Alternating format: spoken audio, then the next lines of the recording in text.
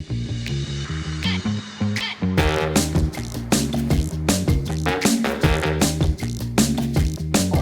Gareth, we've got loads of new exciting stuff coming up, but the thing that everyone keeps wondering, and actually when we first went down this road, I was wondering, why did we go into denim? Why did we do denim? Because everybody does denim, right? And I'm like, there's so many denim products out there. Yeah. Why? Why did we do it? And what's different? And when can I get some? We haven't made them in your size yet. We'll get there. Seriously, even as the boss, you can't get a pair. I guess it started with the fabric primarily. I came across COVEC, met the guys from COVEC, and it's a technical textile. Okay, is this the NASA stuff? It is the NASA stuff. I love the NASA stuff. The fabric is made from a yarn which is spun from liquid crystal polymer. So it's like super tech, superhero fabric. Okay. And NASA use a similar thing for some of their products. But where these guys make it into a fabric, it's just a really brilliant denim for motorcycle clothing because it is obviously abrasive resistant. It's AA abrasion resistant in the new testing, and it also has low thermal transfer qualities. So if you touch against something hot, English, if you're sliding along, right, and you get hot, yeah, it doesn't pass the heat to your skin. So that's it has incredible. low So you don't get like transfer. all that rash, or if you're sliding up the road. And also useful for hot exhaust pipes, like on your little big noise. Be useful. Winning, or if you've got a Triumph scrambler. But the main thing about it, beyond just the technical stuff of it, is how great a fabric it is. It literally feels like a pair of jeans. Well, so I know Dutch has got a pair of these, and I'm like, I obviously do the washing. I can never tell, like they're so light, and they just feel like a normal pair of jeans. And every time he wears them, I can't work out whether he's wearing a pair of fashion jeans or wearing his own jeans. And what gets me as well is, why did we do two pairs? Like, so why? Again, it came from the fabric. Because it's such a lightweight fabric, we've done two styles, protective and resistant. Okay. And the resistant jeans were the jeans we really wanted to make. They don't have armor pockets, they don't have lining, they're literally a fashion cut pair of jeans. And we bought in all of our favorite jeans that were non-protective. We measured them all out. We made a spec based on how we wanted our jeans to fit. Okay. For me, I bought in some old Levi 511s. Dutch bought in his Edwin ED 55s. We measured them all out. We worked out what our favorite fit was. Right.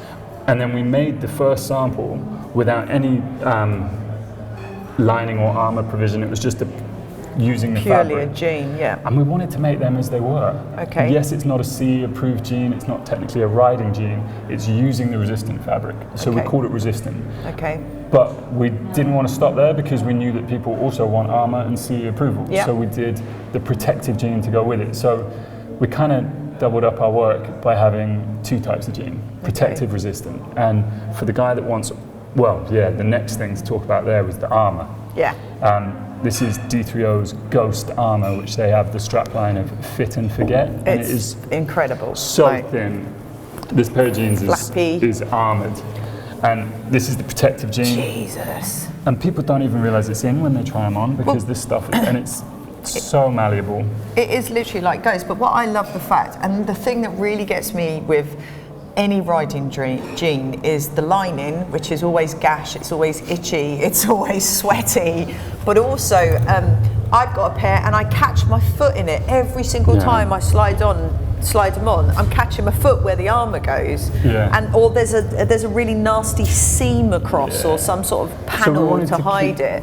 We wanted to keep the aesthetic completely as the resistant jean, so there's no exterior stitching, there's none of that at all. Right. To carry the armour, you do need the mesh lining. So this is a wicking layer that carries the pockets and the hips and the knees, but it is throughout the entire jean, so it's sewn into every seam. So there's no new seams for the lining. That's nice. So you don't catch your foot. And at the bottom, so the big difference is the fold. If you're doing a turn up on the resistant jean, you'll see the mesh lining.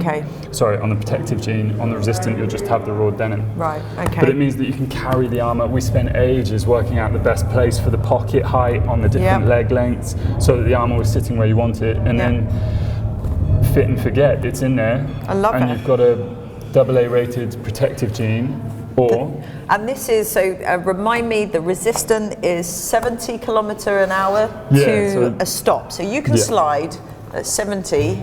Yeah. So what's that in miles per hour? About 40, 45? Yeah, something 40, like that. 45 to a stop, and it won't rip apart. So that's the new test, instead of doing timelines now. Right, Because it used to be they put it on a belt sander and they timed how long it would last. Okay. Whereas now they have this thing called the Darmstadt machine, which is this big spinning device with these arms, and they put the fabric on it. We went to the testing house and watched it, and they spin it around and then they drop it onto a piece of concrete and so it spins around on this piece of concrete to a stop. Yeah. And to be AA rated, which these are, it has to basically survive the process, and they pick it up and they look at it. So it doesn't work in slide times anymore. Okay. And I'm sure there's people that have done much better technical explanations of these machines and how they work. That worked for me though. What I know is that it passes that test. So love it. Yeah, it's a cracking fabric, and Brilliant. we also did a shirt. Yeah, so are we doing double denim? I mean, I'm all for DD. Yeah. I'm totally over the Texas DD. tuxedo. Absolutely, but yeah, why did we do an overshirt, and why this kind of style? Again, just the fabric lends itself to it so well. Beautiful. It is really classy. So we did it. We also did the shirt in black. Okay.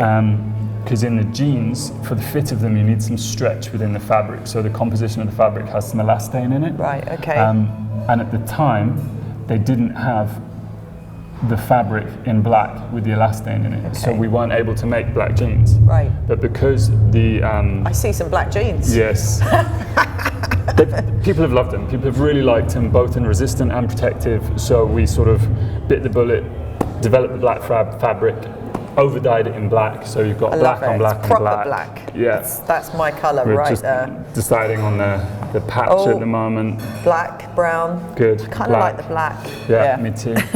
And so yeah, we've kind of got this range of denim products now. We've got 2 resistant shirts. Yeah. We've got the indigo in protective and resistant jeans, yeah. and coming early 2021, black, resistant and protective. But it's based on the fabric and the armour. It wasn't really in the plan to do, but when we came across the components, it was just a no-brainer. Well, but also what I love the fact is so many of our team have got these, and everyone's a different shape and size. Like seriously, you've got Stuart, who's big Stu. We've got you, who's tall, and we've got Tom, who's tiny, and it fits everybody really well. It's kind of handy working in the office with the team, because we've got our fit models across every size. We've got I'm 36, then we've got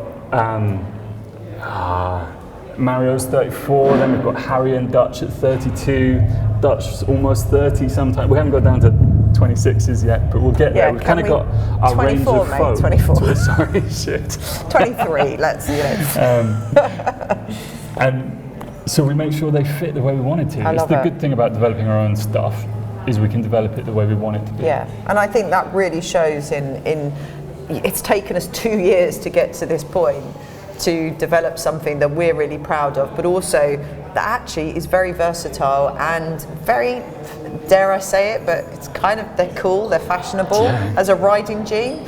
Well, and the thing is you've got both. You've got a resistant, which you can just wear casually all the time, and you've got the protective, which you can wear on a ride on the bike. So covers a couple of bases. What's next? Shorts, ladies. Ladies is next. We've been packs. Yeah, we've been talking about the fit, and we're sort of tailoring some of the pocket shapes, and in the smaller sizes, kind of it becoming a unisex jean in sort of I love that. 24, 26, 28 waist. I love that. Well, I saw Ellie and Claire wearing a pair, and they look so cool. And I'm like, it's a very traditional fit. And with crikey, you know more than me, but in women's fits, there's so many different fits. You've got slim, you've got casual, relaxed. So